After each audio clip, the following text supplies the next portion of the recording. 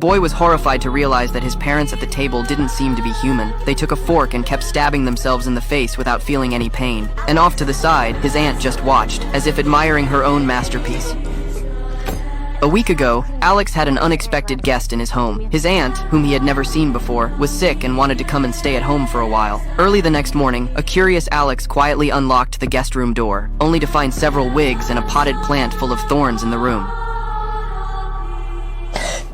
After school, Alex realized that his father, who was never late for school, hadn't come to pick him up today. He could only run all the way back to the house. But the atmosphere inside the house was eerily frightening. His parents sat at the dinner table without a word. His aunt, who had been sickly yesterday, had regained her energy overnight. Noticing that something was wrong, Alex picked up his glass of water. Dad!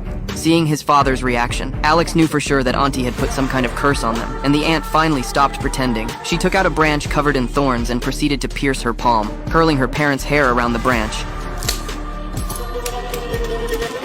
Alex begged the other bitterly. For the next few days, he went to school as usual. When he came home from school, Alex opened the can and fed his parents. But that night, there was a sudden scream from upstairs. His aunt collapsed on the floor in a heap. She begged Alex. You could help. How?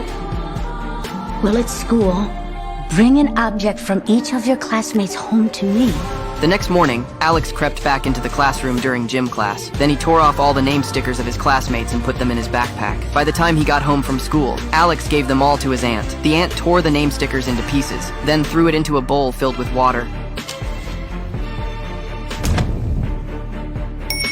At this moment, the time came to 2:17 a.m. At this moment, all the students in the class seemed as if they had been struck by an evil spirit. They rushed out of the room in a weird position, then crossed the empty streets, rushing straight towards Alex's house.